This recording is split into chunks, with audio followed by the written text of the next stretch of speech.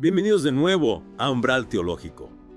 Hoy nos sumergimos en un tema que ha generado debate por siglos, Salomón y sus mujeres. Sin duda un tema fascinante. Exacto. La figura de Salomón, tan celebrada por su sabiduría, nos confronta con decisiones que a simple vista parecen contradecir esa misma sabiduría. Claro, ¿cómo es que el constructor del Templo de Jerusalén, el hombre que recibía a la reina de Saba, atraída por su fama, termina con un harén que lo desvía del camino de Dios?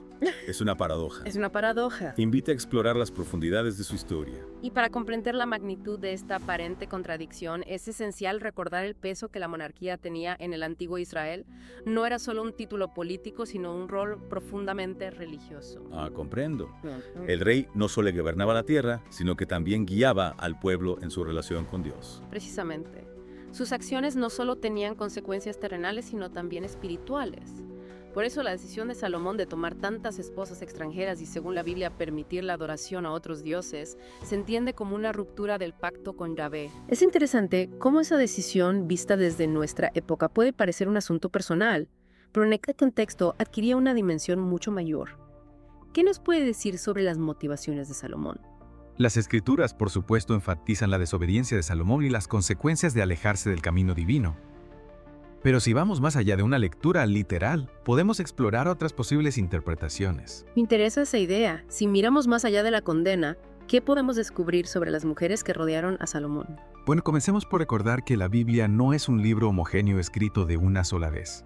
Es una colección de textos que reflejan diversas perspectivas y que se fueron componiendo a lo largo de siglos. Entonces podríamos decir que la forma en que se retrata a las mujeres de Salomón puede estar influenciada por la visión de quienes escribieron esos textos. Sin duda. El temor a la influencia extranjera, a la contaminación de la pureza religiosa, era una constante en el antiguo Israel. Y las mujeres provenientes de otras culturas y portadoras de otras creencias se convertían en un símbolo de esta amenaza. Es decir, que la imagen de la esposa extranjera como tentación y peligro podría tener más que ver con las ansiedades de la época que con la realidad de las relaciones de Salomón. Exacto. Ahora bien, sin negar la crítica que la Biblia hace a Salomón, podemos analizar las complejas realidades políticas y sociales que se esconden detrás de sus matrimonios. Tomemos como ejemplo el caso de la hija del faraón. Claro, ese matrimonio sellaba una alianza política crucial entre Egipto e Israel, una alianza que beneficiaba a ambos reinos. Y si pensamos en la reina de Saba, su visita a Salomón no solo se limita a la admiración por su sabiduría. Era una mujer poderosa gobernante de un reino próspero que seguramente buscaba establecer relaciones comerciales y diplomáticas con Israel. Entonces, podríamos decir que la Biblia, al enfocarse en las impediencias de Salomón, deja de lado otros aspectos relevantes de estas relaciones. Podríamos decir que la Biblia, desde su perspectiva religiosa, nos ofrece una interpretación de los hechos, pero es tarea de los estudiosos y de nosotros como lectores analizar el contexto histórico y las motivaciones de los personajes para comprender la complejidad del relato. Fascinante. Entonces, más allá de la condena moral, lo que tenemos es una historia llena de matices de estrategias políticas, de relaciones interculturales. Así es. Y para comprender el verdadero alcance de las decisiones de Salomón, necesitamos ir más allá de una simple dicotomía entre sabiduría y pecado. Y en esa exploración, las mujeres que lo rodearon, lejos de ser simples figuras de tentación, se convierten en personajes clave para comprender las complejidades de su reinado. Precisamente. Sus historias, a menudo silenciadas, nos ayudan a reinterpretar la figura de Salomón y a entender mejor las tensiones de su época. Creo que es crucial entender que la Biblia, al criticar sus matrimonios, también nos está hablando de un tema central en la historia de Israel, la lucha por mantener su identidad religiosa y cultural. Es decir, que la preocupación no era solo por las mujeres en sí, sino por lo que representaban. Exactamente. El antiguo Israel, rodeado de pueblos con diferentes dioses y prácticas religiosas, siempre temía la posibilidad de ser absorbido, de perder su singularidad. Y en ese contexto, las mujeres extranjeras, al llegar con sus propias creencias y costumbres, se convertían en una especie de caballo de Troya. Esa es una excelente analogía. Y si consideramos la cantidad de esposas que Salomón tenía provenientes de diferentes reinos, podemos imaginar la magnitud de la preocupación. Cierto es como si a través de sus matrimonios, Salomón abriera las puertas de Israel a una multiplicidad de influencias culturales y religiosas.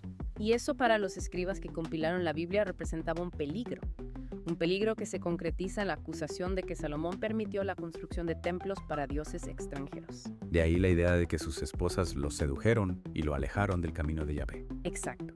Pero como hemos visto, esa interpretación, si bien responde a la visión teológica de la Biblia, no agota la complejidad del asunto. Entonces, ¿cómo podemos conciliar la crítica bíblica con una lectura más contextualizada de la historia de Salomón? Bueno, creo que podemos partir de la idea de que la Biblia, más que darnos un relato objetivo de los hechos, nos ofrece una interpretación de los mismos, una interpretación que busca transmitir una enseñanza moral y religiosa. Es decir, que debemos leer la historia de Salomón como una parábola sobre los peligros de la desobediencia a Dios. Sí, pero sin olvidar que esta parábola se construye sobre una realidad histórica mucho más compleja, una realidad en la que las decisiones de Salomón, incluso a las que la Biblia condena, pueden tener otras motivaciones. Por ejemplo, mencionábamos antes el matrimonio con la hija del faraón. Si bien la Biblia lo critica desde una perspectiva política, era una jugada maestra. Por supuesto, esa alianza le garantizaba a Salomón la paz con Egipto, un reino poderoso con el que Israel había tenido conflictos en el pasado. Y no solo eso. El acceso a las rutas comerciales de Egipto, el intercambio cultural, las posibilidades de expansión económica, eran beneficios considerables. Y lo mismo podemos decir de la visita de la reina de Saba.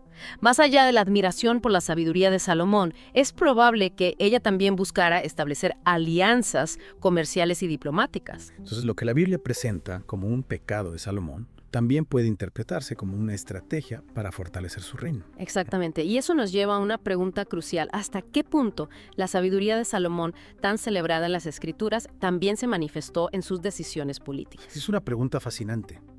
Podríamos decir que la construcción del templo, su fama de sabio, sus alianzas con otros reinos, forman parte de un mismo proyecto. Es una posibilidad que vale la pena explorar. Y para hacerlo necesitamos analizar más a fondo la figura de Salomón como gobernante más allá de su rol religioso. Perfecto. Es una tensión inevitable cuando hablamos de personajes históricos. La Biblia, desde su perspectiva religiosa, nos presenta a Salomón como un modelo de sabiduría, pero también como un ejemplo de cómo incluso el más sabio puede caer en la tentación. Lo interesante es que esa tentación, en el caso de Salomón, no se presenta como una fuerza abstracta, sino que se encarna en figuras concretas, sus esposas extranjeras. Exacto. Y como hemos visto, esas mujeres, lejos de ser simples villanos que lo corrompen, representan realidades políticas, sociales y culturales que debemos considerar para comprender la complejidad de su reinado. Si pensamos en la hija del faraón, su matrimonio con Salomón, no solo sella una alianza política crucial, sino que también abre las puertas a un intercambio cultural y económico significativo. Y si bien la Biblia critica ese matrimonio desde una perspectiva religiosa, no podemos negar su impacto positivo en la estabilidad y prosperidad del reino de Salomón. Lo mismo ocurre con la visita de la reina de Saba. Más allá de la admiración por la sabiduría de Salomón, su viaje a Jerusalén seguramente tenía como objetivo establecer relaciones comerciales y diplomáticas que beneficiaran a ambos reinos. Claro, y al analizar esos ejemplos, podemos ver cómo la sabiduría de Salomón, tan celebrada en las Escrituras, no se limita al ámbito religioso o moral, sino que también se manifiesta en su capacidad para tomar decisiones estratégicas que fortalecen su posición en la región. Es decir, que la construcción del templo, su fama de sabio, sus alianzas con otros reinos, forman parte de un mismo proyecto Exactamente. que busca consolidar el poderío de Israel. Y en ese proyecto, las mujeres que lo rodearon juegan un papel fundamental, no solo como esposas, sino como representantes de otros reinos, como puentes entre culturas, como piezas clave en el entramado político y económico de la época. Es increíble cómo una mirada más profunda nos permite reinterpretar la historia de Salomón, descubriendo nuevas capas de significado en un relato tan conocido. Y creo que esa es la principal enseñanza que podemos extraer. La Biblia nos ofrece una interpretación de los hechos, una interpretación que tiene un valor religioso y moral innegable. Claro. Pero para comprender la complejidad de la historia necesitamos ir más allá de esa interpretación. Sí. Analizar el contexto, las motivaciones de los personajes, las tensiones de la época. Ajá.